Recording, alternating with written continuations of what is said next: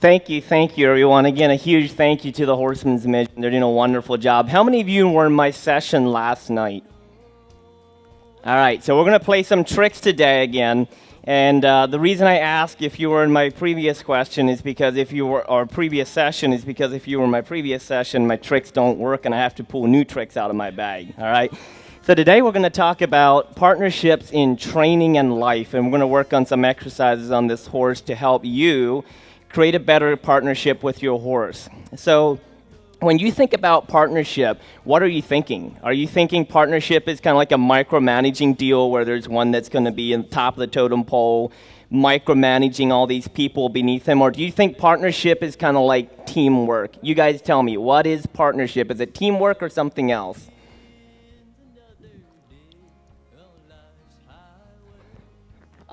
Should I speak Spanish? All right. Is partnership teamwork? Is it micromanaging? Is it dictatorship? What exactly does partnership seem like in your life? Teamwork. I'm sure someone thought about that. Partnership is teamwork. Now, when you think about teamwork, are you and your horse a team, or are you micromanaging your horse? Now, when you micromanage a horse, you're always dictating his movement. You're always telling him to do something, and you're never giving him a real reason why you're doing something, okay? So if you think about your life in general, just to give a quick little story about something that happened with me and my tongue at a very young age. They say the tongue can be one of the worst members of your body, and I found that out pretty quick. So my parents told me if I lick a cold gate or a cold pipe in the middle of the winter, your tongue's going to stay there. Did I believe it? No. Did I try it? Yes. So of course I tried it, and part of my tongue stayed on that cold pipe, and it hurt, all right? So I learned a valuable lesson. I learned that I should maybe listen, and I learned that it hurts, okay? So what does that mean in partnerships and training? Your horse is the same way. Like if you don't tell him why and how something works, he's probably not going to get the whole picture, right? So my goal in training people and training horses is to set them up for success, but to also set them up to fail. Does that make sense? Like, I just basically contradicted myself. I said you're going to set them up for success, and you're going to set them up to fail. Kind of, right? So what I mean by setting them up for success is I'm not going to ask a young horse that has never been ridden before to go chase cows within 1 hour of riding. That might be setting him up for failure, depending on where I'm at, okay? But maybe 30 days later, I can go move some cows. Horse training and partnerships is understanding how much you can ask from your horse, how much you can ask from your students and your followers. So we're going to talk about these exercises that are going to help you strengthen your partnership with your horse, so that when you go home today, you can kind of play around with these exercises over the weekend and find out if you can better establish some partnerships and life lessons through horsemanship and training in general. So when I train horses, I have 3 different cue spots with my legs on both sides. So really 3 times 2 is 6, okay? So I have the front, the center, and the back. So back here, back cinch, center, and that's between the back cinch and the front cinch, and then the front cinch. So if I want to move the front in, I'm going to squeeze by the front cinch. If I want to move the hindquarters, I'm going to squeeze, and I probably will also use my reins normally at that point. I'm going to move the hindquarters by squeezing by the back cinch, okay? So what does that mean to you? What it means to me is the more I can control my horse with different cues, the better he's going to like this partnership. Because control can be a good word and it can be a bad word. Sometimes when I mention control, people get all fired up because we've been dictated in our life. Control is something that can be positive and something that's negative. Did you know that you can influence people without actually telling them to do something? For example, the next time you're sitting in, say, church, or any other environment even today might work, reach up, scratch your head, and see how many people around you scratch their head. Or reach down and rub your knee and look around you and see how many people are doing the same thing. It works that way. You can influence people subconsciously and they never know it. My goal as a teacher and a leader is to influence you subconsciously that you want to go home and you want to do things in a different way if you possibly haven't been on this fun journey. So just a little fun test for yourself when you're in a different environment where people are sitting there and it's pretty quiet. Try something, do something, and see what happens. Subconsciously, you're probably going to influence them. Your horse is the same way. Set them up for success, do something, they pick it up, you call it a conditioned response, they do it over and over. So back to our 3 different cue spots on both sides.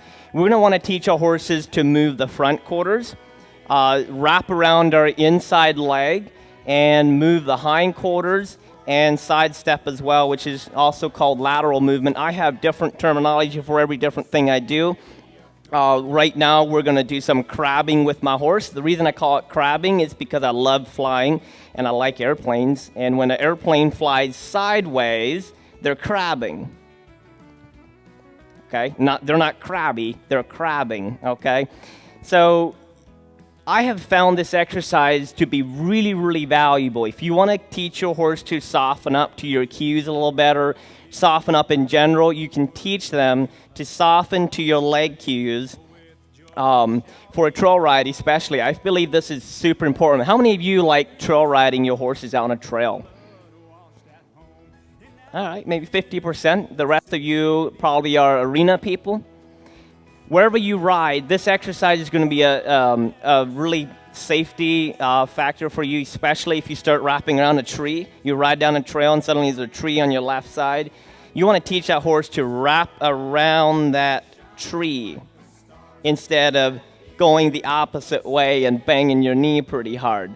If you're bow racing, this exercise is going to be a huge plus as well because you're teaching your horse to lift up that front end and wrap around that inside leg. Now, we're talking about partnerships, communication, relationships. Why would these exercises help me strengthen my relationship? Well, let's look at it this way. Let's say you're in a partnership with a business partner and you own a business, you're in a 50-50 relationship or partnership. If you, as the 50% partner, never have a communication process with the other partner, you're never going to know how strong your relationship is. And one day there will be something that you need to talk about and it's not going to go well because you've never tested your relationship. You've never tested your partnership. You've never built up any trust. You were just kind of quiet. You both went your own ways. Your horse is the same way. The more you can do with your horse, the stronger your relationship becomes. So when you're out riding, like this morning, I went out back. I have no clue if I was supposed to be riding there or not, but I was looking for new pop quizzes for this horse. He's lot number 6. He's going to be sold on the auction on Saturday, and I'm always looking for a pop quiz. The more I ride an arena, the less broke my horse becomes. Kind of. When it comes to obstacles, that is, unless I bring in pop quizzes like obstacles. So look for things in your life while you're riding that you can find things to strengthen your relationship. You guys with me? All right. So we talked about partnership being teamwork, and we talked about relationships. Let's see how strong our teamwork is right now. So we're going to play a little communication game. We're going to see how strong our communication is in combination with our teamwork and partnership here. So I'm going to say 1, 2, 3, and when I say clap, everyone clap. Okay? Now, I'm not going to clap. I'm just going to verbally tell you what to do. So what we're going to see first is it's going to be like clap, clap, clap, clap. Like it's not going to be together. You're going to have to work on that. You're going to have to be in good teamwork where it's going to be one loud bang. You guys ready? All right. 1, 2, 3, clap. That wasn't as bad as last night. 1, 2, 3, clap. Wow. 1, 2, 3. I didn't tell you to clap that last time. 3 strikes in, you picked up a bad habit. Or was it a good habit? You take it either way. That's how psychologically our brain works. We pick up repetitions so fast. That's how quickly you can pick up a bad habit. That's how quickly you can pick up a good habit. Your horse is the same way. I always believe when they do something once, it'll happen again. Twice, it'll for sure happen again. 3 times, it will be happening again and again. So practice makes perfect. So make sure you're practicing good things in your life. What I really like about that little communication game is it's challenging me. How often am I doing things just to check the box? Have a reason and rhyme behind the things you do. Same thing for your horse. Give him a purpose in his life. Teach him it's fun to do these things. Sarge loves wrapping around my inside leg. He loves moving his hindquarters. You know why? He loves sidestepping as well. You know why? Because he understands when he does the right thing, there's going to be peace. Let's say that all together. I love that word. When you do the right thing, there is going to be what? Let's do that again. When there's the right thing happening in your life, there's going to be what? Yeah, I love it. I love the word peace. If you do the right thing, there's going to be peace. If your horse does the right thing, there's going to be peace. Partnerships, relationships, communication. I love it. What does that mean in our own life with God? If you walk in God's order, you'll have peace. If you get out of God's order, there's not going to be peace. Your horse, if he gets out of your order, make him work. Make him do something different. So if I ask Sarge to move his front quarters and wrap around my inside leg, let's say he would be resisting me. I want to keep on asking until he does the right thing, and then I release the pressure. Is Sarge perfect at this? No. Is a horse ever perfect? Yeah, they're born perfect. As a matter of fact, pop quiz question for you guys, and the first one to answer this, I'll give you a free book. If you meet me at my booth, I'll give you a free book. So you guys better be ready for this. So, pop quiz. And whoever shouts it first has to come up because I'm not going to know who it was. All right? So, are horses born knowing how to do sliding stops, spin to the left, spin to the right, speed up, slow down? Are they born knowing that? Whoever says yes or no, whoever has the answer first, I mean, you got to shout it out.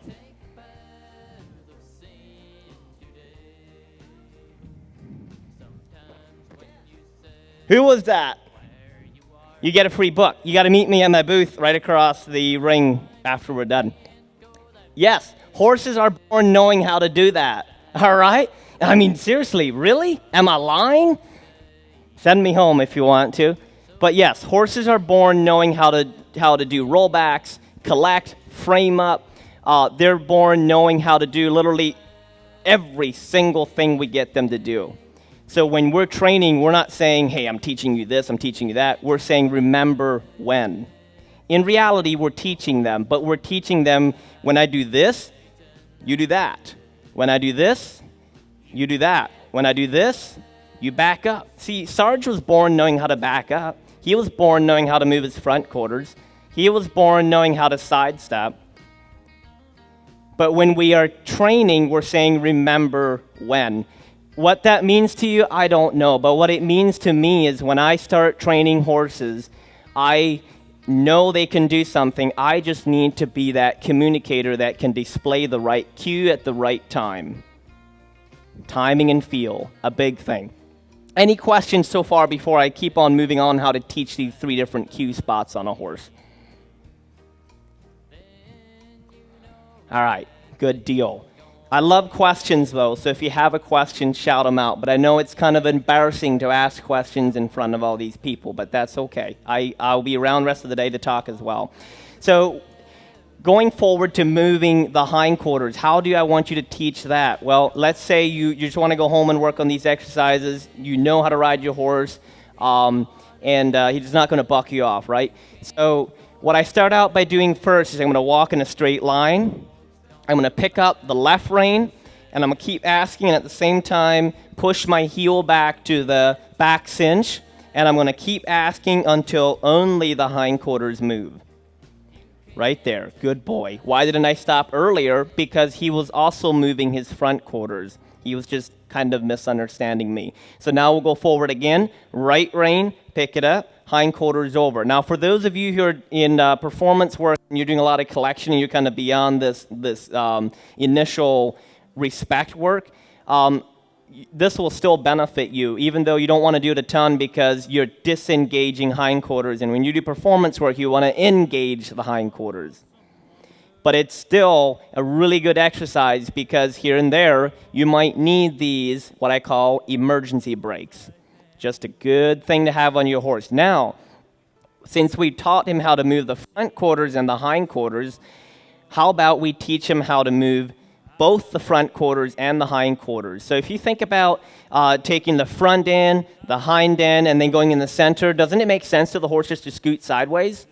It should, right? So that is when I start teaching horses to sidestep. Sidestep's just a really cool thing to have. Again, whether you're trail riding or any performance work, you need all these buttons on a horse.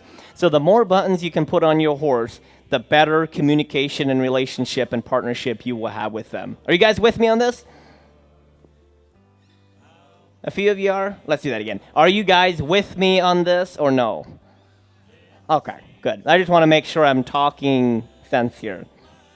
Any questions right now? All right, yes.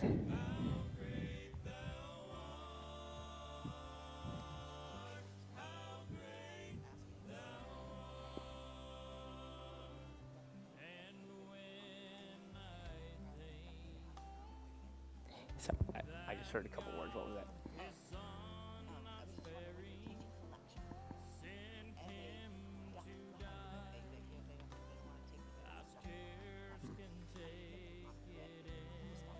Good question. I'll talk about that.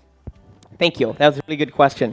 So she was talking about collection and what you do if a horse is trying to avoid the bit, right, or trying to get stiff, not softening, okay? So when I start teaching collection, I'm actually teaching collection right out of the box. This horse has been started decently in collection, but I am not always riding in collection since I'm mostly out in 40-acre fields or 100-acre fields, and we're working on getting to go places and create good trail horses. But what I mean by getting a horse soft on collection is actually doing a lot of hind quarter control, front quarter control, and sidestepping. Why this works is because you're working one side at a time. When you work one side at a time, you get one side soft, you get the other side soft. Now you add the two sides, and you get a horse to collect and frame a little bit better. Now, keep in mind, collection and framing are two different things. You can get a horse to tuck his head in and still be uncollected.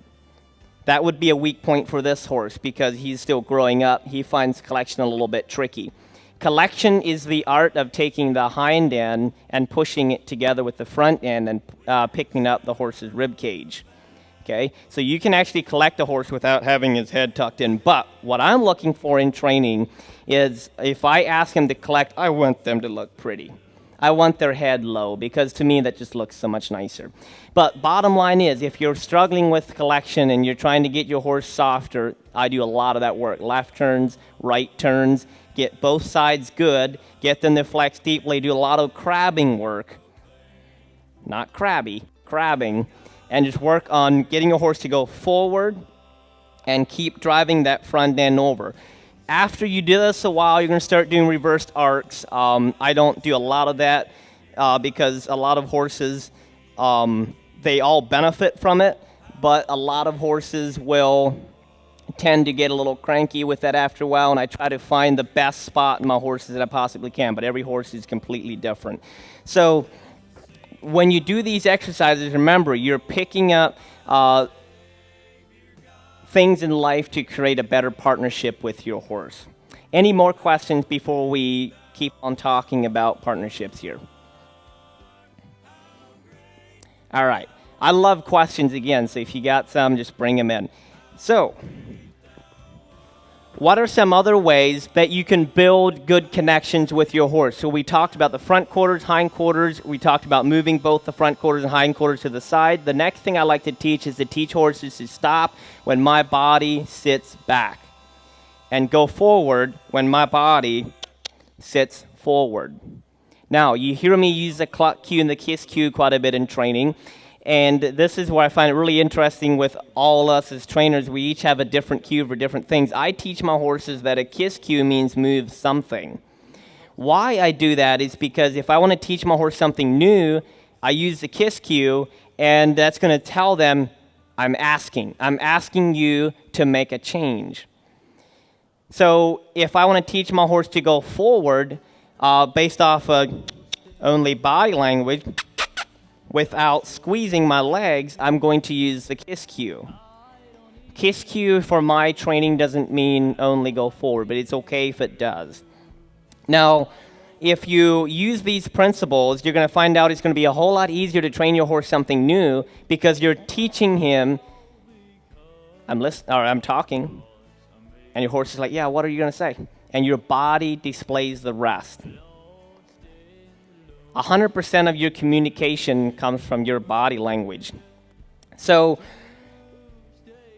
another really good way to build partnerships and relationships in your horse's training is to use a clear black and not black and blue, but it might turn black and blue if you do it wrong.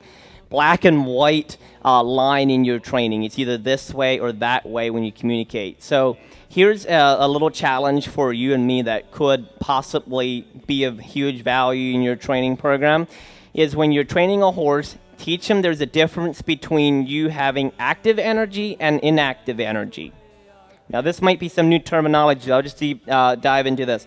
So when I'm training a horse, I teach them that obviously when I squeeze, that means speed up. And if I relax or sit back, that means stop, okay? So I also teach him when I'm on the ground, if I maybe swing the whip or flap my arms like a chicken, that means move away, right? Now, what's going to happen, though, if you're riding along, you got some kids that come running and flapping their arms like a chicken? Does that mean the horse should run away now? It could. But here's a way to train your horse to split that stuff up so your horse knows the difference between when they're supposed to move and not. First of all, it's between you and your horse, okay? But what if you get active one day? What if you start waving your arms like a chicken on top of your horse or flapping your arms like a chicken? I don't think chickens wave, but maybe they do. What's going to happen is your horse going to think any fast movement means go faster, or are you going to teach him there's a difference between you actively asking or not? Here's how you split up the difference. Number one, use the kiss cue every time you want your horse to actually make a major change in speed. Okay. Number two, teach him your body language doesn't mean a thing unless you're actively asking. There's the trick. Actively asking or not asking. So if I'm on the ground, I want to be able to run up to my horse and he's going to stand still. But if I walk toward him with energy, I want him to move away. Does that make sense? Either your body is displaying energy for the horse, or then it's nothing for him. If you can train your horses with that black and white difference, your horse is going to be a much more solid partner, again, we're talking partnerships, in your life because he understands, number one, it's between you and the horse. Number two, you don't mean a thing unless you're actively asking, which you do mean a thing all the time, but your cues and your motivators don't mean a thing unless you're actively asking with energy. Try that and see what happens, and I think you're going to love it. So we got 5 more minutes to wrap things up here. I'm going to put a little summary on horses, relationships, communication for life in general. I love talking about human psychology, and the reason I do is because I'm a human. I'm not a horse, but I love horses. And I like to make the comment that most of my horse training advice, a lot of it came actually from Dale Carnegie. How many of you heard about Dale Carnegie already? All right. He is from the back of the 1900s. He didn't know how to train a horse, but he knew how to work with people. And when you learn how to work with people, it'll make sense to apply that in horsemanship and vice versa. Now, I had people tell me already, well, it's not going to work to take someone in the round pen. No, probably not. Don't take people in the round pen and make them work. But use the same concept. For example, if you're trying to communicate with someone and they just don't get it, just let go. Let them do something different for a while. Let them learn how things work. Just like for me in licking that cold metal pipe. I figured out pretty quick I don't want to do it. Did I do it again? Yeah, I actually did, but I made sure I had some warm water close by just to prove I can still do it. Why I was so serious about it, I don't know. But when you learn the hard way, you're going to learn and remember things a whole lot better. Do I want my horse to learn the hard way? No, but I want him to learn what happens when he makes a mistake. So when you're communicating with people, remember you don't have to be a dictator. They don't have to believe you. They don't have to believe what you believe. They don't have to see what you see. Your horse, he doesn't have the same point of view that you do. If you think crossing a tarp should be easy and your horse thinks differently, you're going to get in your horse's way because you're going to be telling him that you should be able to do this when he's thinking he can't. Now you got to convince him that it's okay. Not that just simply he can, but show him a better way. Because what looks scary to this horse might not look scary to me. Sometimes what I think is scary isn't scary to a horse at all. Everybody's got different points of views. I don't have my number 6 board in here, but I could show you number 6 right now, and you'd all say you're seeing a number 9, but I'd be seeing a number 6. You always have a different point of view. So if there's one thing that I really want to work on in my life, as my personality that I have, I want to learn how to see your point of view. I want to learn how to see my horse's point of view, and that I'm not quick to assume that he's going to say clap number in the 3rd try in, right? That's how quick we're able to pick up these cues and everything. So that's my goal, and I hope it's your goal as well, that you can learn how to see the other person's point of view. And how you can do that is counting to 10 before you speak. If you're really mad, count to 100. If you're getting frustrated, you don't have to have an answer right away. If your horse is confused, you don't have to have an answer for him right away. Remember, this is teamwork, and teamwork's supposed to be dream work.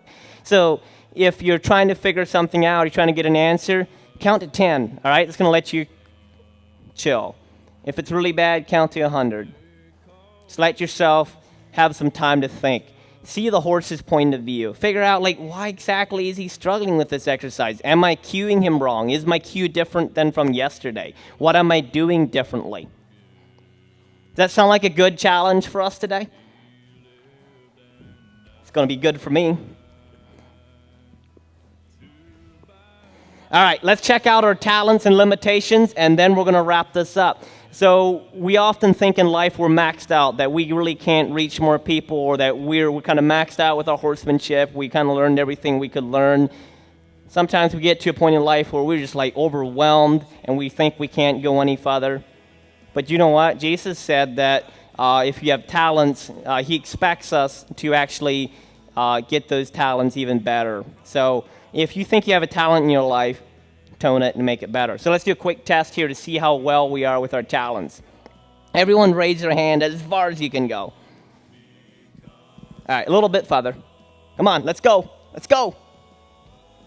99% of you went further the 2nd and the 3rd time.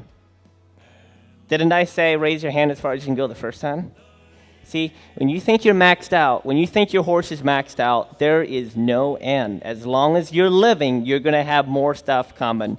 And don't become stale with that. Continue growing. Learn something new every single day. Your brain's like a muscle. Stretch it.